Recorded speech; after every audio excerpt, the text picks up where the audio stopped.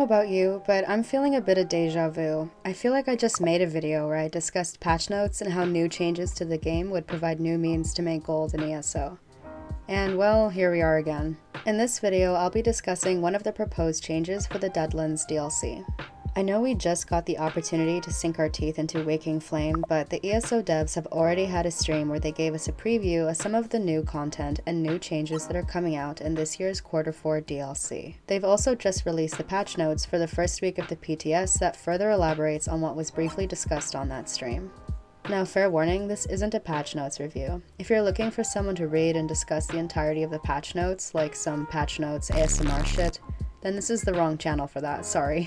A lot of content creators have actually made great videos discussing and dissecting different parts of the patch notes, but I'll just be focusing on the smart RNG aspect of it, and particularly how I think it can affect the ESO economy, seeing as that's kind of a running theme here on this channel. Besides talking about the potential impacts that a system like this could impose on the ESO market, I'd also like to highlight some potential opportunities to make gold with it. So what exactly is this smart RNG that you keep hearing about? It's a reference to the new curated item set drop system that's set to be implemented in the Deadlands DLC.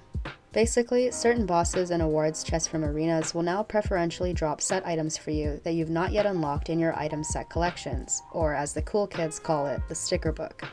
This means that upon looting an arena chest or an overland boss or incursion reward container, you'll be guaranteed to get a piece of gear that you've not already bound to your account. At first glance, this seems like an amazing feature, especially for those looking to get gear that cannot be purchased from a trader and can only be farmed for. Gone are the days of farming Maelstrom Arena 100 times for a stick that gives you a DPS boost. I think it's pretty interesting that an MMO would implement such a feature, considering how iconic the notion of grinding is in this particular genre of video games. But I know that a lot of players will be beyond happy to hear that they will be able to get the gear that they want in a much more reliable manner. I know for a fact that I look forward to this feature when it comes to farming dungeons for specific gear for PvE and PvP builds myself.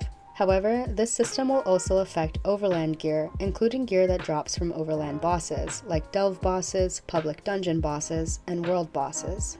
Although it was never specifically mentioned on stream and the patch notes themselves seem pretty vague about which bosses are affected, some testing on the PTS done by yours truly and some others in my Discord server can confirm that these overland bosses are going to be on this smart RNG system, and that's where we start to see a little bit of a problem. Let me propose a hypothetical situation to get you to see where I'm coming from. Do recall that a piece of gear becomes collected when you bind it, either by deconstructing it, selling it to a merchant and then having the merchant's inventory refresh, or by actually binding it yourself. Let's say you have every single piece of gear collected in your sticker book for the zone Deshawn, save for the Mother Sorrow Inferno staff, which is, if you didn't know already, one of the most valuable overland staves in the game because it allows Magicka DPS characters to do a fair amount of damage in PvE, and it isn't even a trial set. Now in this case, if you go ahead and kill a world boss in Deshawn, since world bosses drop weapons, that would mean that you'd receive the Mother Sorrow Inferno staff every single time. Yeah.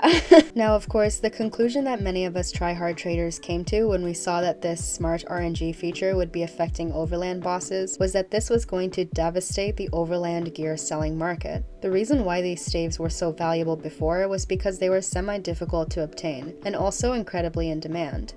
But if people are now able to essentially AFK farm for them by parking their tune in front of a world boss and killing it every 10 minutes or so to get a Mother Sorrow Inferno, then the supply of these staves would be, I believe the scientific term is, cracked. If the supply increases too heavily, then of course prices are bound to drop in light of market saturation, undercutting, and competition. This would mean that players that previously relied on selling this kind of gear as a means to make gold in the game will be negatively affected by these lowered prices. Plus, now people will be able to farm for gear in a specific trait more readily, as they can simply continue defeating the boss that drops the gear type that they're looking for, and only choose to bind the gear once they get a drop in the preferred trait, or go ahead and sell that best in slot piece of gear in the best in slot trait on the market and saturate it. Players may also feel less inclined to pay so much for a Mother's Sorrow Inferno for the first time now that it'll be easier to farm for one than it ever has been. Granted, once they already bind it once, they won't be able to take advantage of the system anymore, but before I allowed myself to think too much about the negative effects that this would have towards the player economy, I considered something that had happened previously on ESO that everyone also thought was going to destroy the market, and that's the implementation of the sticker book. When the item set collection system was first mentioned earlier in the year, everyone thought that this would absolutely obliterate the gear selling market, because now people would have no need to purchase a piece of gear multiple times. If someone were to need a Mother's Sorrow Inferno staff for 5 of their Magicka DPS characters, they'd simply buy it once and reconstruct it 4 times instead of having to buy 4 more staves, right? Well, not exactly. What everyone failed to consider was the fact that for some people, acquiring transmutation crystals, which are needed for reconstructing an item, was significantly more difficult than just forking over a couple $100K to buy a new item. And even people that had no issue acquiring these crystals would much rather spend them on reconstructing gear that can't be purchased, like trial gear. It's because of this notion that gear that's in a specific trait just sells for so much more than gear that's in a shitty trait. So ultimately, the gear selling market was not affected in the way that we thought it would be. If anything, this change was beneficial for the economy, as it increased the demand of upgrade materials, and it gave more value to pieces of gear that were previously not valuable, as people strive to fill out their sticker books for completionist reasons, and to be able to have the chance to reconstruct pieces of gear for cheaper. So, to snap back to reality, whoa, there goes gravity, when looking at these proposed RNG changes, I forced myself to really consider all of the possibilities. Is there something that we're overlooking here, the same way we overlook things when the sticker book was first pitched to us? Or is this smart RNG change really going to devastate the ESO market? And here's what I've come up with. I've found that a lot of people that are very good at trading in ESO are also very good at other aspects of the game, like PvE or PvP, or even both. This notion has always made sense to me, since obviously people that best understand the game will also understand the market. They'll know what pieces of gear are bound to be best in slot every coming patch, they'll know which items will be most in demand, etc, etc. Sure, you can make a lot of gold in ESO just from doing your writs or farming things like materials or public dungeon fragments or what have you, which arguably doesn't require the use of many brain cells, but the big money tends to come from knowing how to best take advantage of a situation, whether that is one that involves buying an item from a gamer that's listed an item for way too cheap that you know you'll be able to flip for profit, or selling a specific item that's just become meta in light of new changes to the game, or manipulating the market by creating monopolies for items with low supply and high demand, which is what these endgame traders tend to do. Capitalism. Point being, these traders that partake in trading practices that can heavily influence the prices of items in the game may actually not be able to take advantage of this new smart RNG system. To refer back to our hypothetical situation once again, most endgame Magicka DPS characters already have their Mother's Sorrow Inferno staves. They already likely have the entire set, well, all of the most relevant pieces at least. So they won't be able to take advantage of this new smart RNG system, and thus we may not see such a negative outcome as a result of this demographic after all. Unless sweaty traders start buying second accounts for the sole purpose of farming for valuable items like Mother's Sorrow Inferno staves, oh my god. Most seasoned traders, and likewise seasoned players, will already have collected a majority of the most valuable pieces of gear in the game, since they'll have used them themselves in the past. While newer players that haven't filled out their sticker books will of course still have the opportunity to take advantage of this new system and deliberately farm for valuable pieces of gear, we can at least rest assured that a solid demographic of traders will not have easy access to this opportunity, which may result in less catastrophic results. Going forward, however, we may see that some valuable pieces of overland gear just don't sell for as much as older pieces of overland gear from content that came before Deadlands, because there are going to be more traders that can go out of their way to cater their RNG to receive a specific drop in the newer content. To quote one of my favorite ESO content creators, this system is a bit of a kiss curse. If you deliberately refuse to bind certain pieces of gear for the purpose of farming them more efficiently, you yourself will never be able to use that item. I think this will dissuade a lot of veteran players from partaking in this practice. I feel like each ESO server has vastly different markets and attitudes towards trading. Even with my time on PCNA, I've witnessed a lot of different kinds of behaviors from elite salesmen. There have been times when, in the past, traders undercut like mad and absolutely destroy the prices of new items that could have definitely sold for more. And other times, everyone behaved and didn't slash prices by ridiculous amounts to guarantee sales. The other day, I watched a streamer who was playing on Xbox EU, and I took one look at the guild trader menu and realized that these traders just didn't give a fuck. New purple quality Leoin furnishing plan just dropped? Fuck it, list it for 50k, LMAO. Meanwhile, PCNA was selling the same plan for like 4 mil. Needless to say, our player economies are vastly different. When it's a seller's market, the prices of these items are completely at the mercy of the people selling them, seeing as the people buying them will pay anything for them. Undercutting is something that naturally happens. I get it, you want to guarantee the sale of your item over everyone else's, so you list yours for a little bit lower. The next person that wants to sell the same item that you're selling will likely do the same, and so on and so forth. This contributes to the gradual decline of the price of an item, especially if the supply of it is quite steady. The problem is that sometimes people will undercut by drastic amounts, like 50% or more, as opposed to listing an item for a few thousand gold less than everyone else. This usually happens because the person's either very desperate for gold, or they have such an abundant supply of whatever it is that they're selling that they just want quick sales to free up more slots on the trader to sell more things.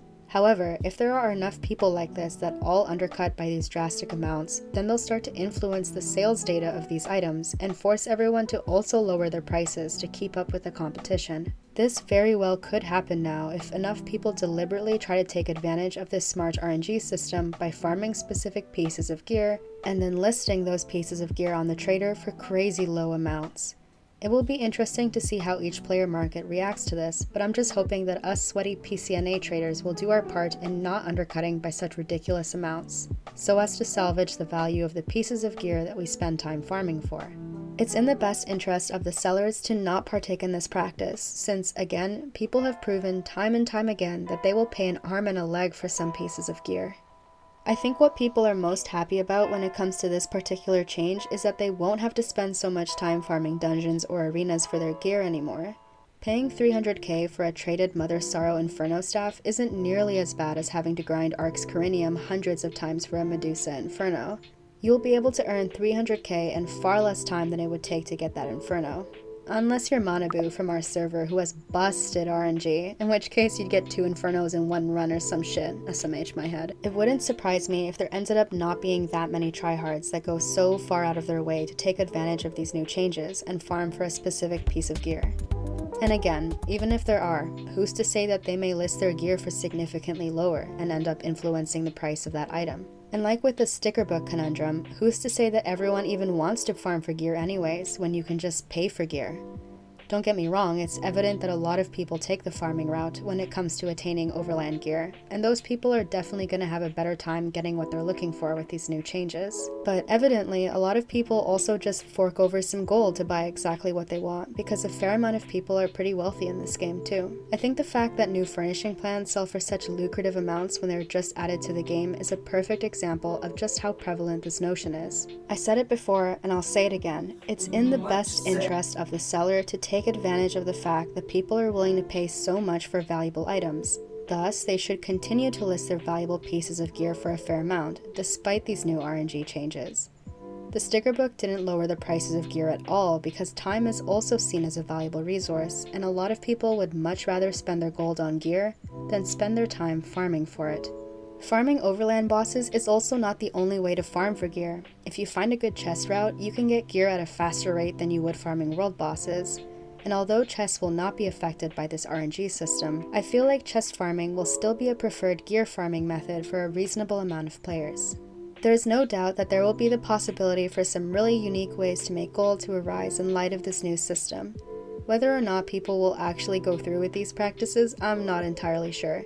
But the opportunity to make gold in these ways has definitely presented itself with the implementation of the smart RNG system. Here's a couple different gold making methods that take advantage of this new system that I can think of. Granted, they all seem pretty sweaty. Certain pieces of gear from certain dungeons or trials are incredibly sought after, like the Medusa Inferno, the Sogvin Bow, the Advancing Yokeda Dagger, the list goes on. As it is, some players even offer up sums of gold to their party members for their items to spare them from ever having to farm for gear again.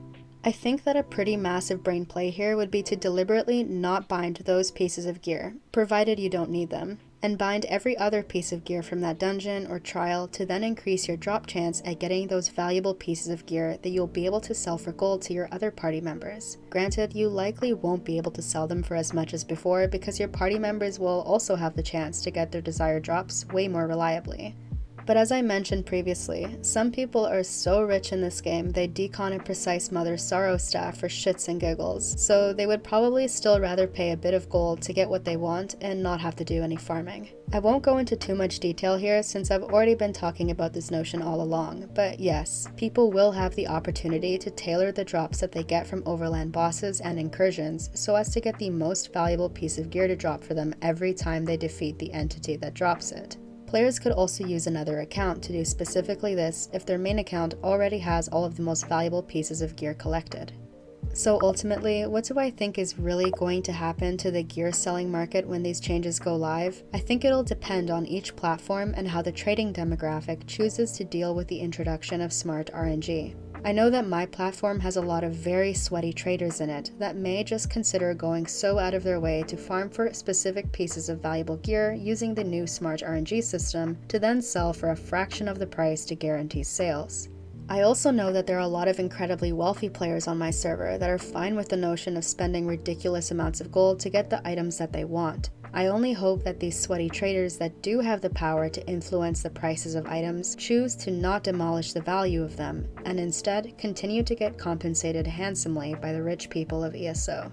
I honestly think that a slight decline in the prices of valuable pieces of gear is a reasonable and perhaps even inevitable outcome, considering the increased supply and increased opportunity for players to reliably farm for what they want instead of farming gold to buy what they want. But I have faith that this change won't be as devastating to the gear selling market as we may think.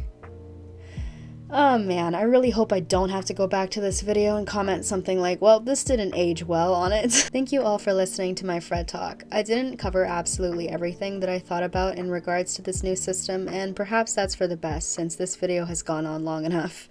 But if you feel like sharing your thoughts on it, feel free to comment below. ESO economy aside, I am really looking forward to being able to get my dungeon, trial, and arena gear in a much more efficient manner. Alright, that about wraps up this video. Imagine being this sweaty over making gold in a video game. There, I said it so you don't have to. If you're as sweaty as I am about making gold in ESO, however, feel free to join my Discord server to chat with some other gold enjoyers. Alright, I'll see you guys in the next video. Cheers!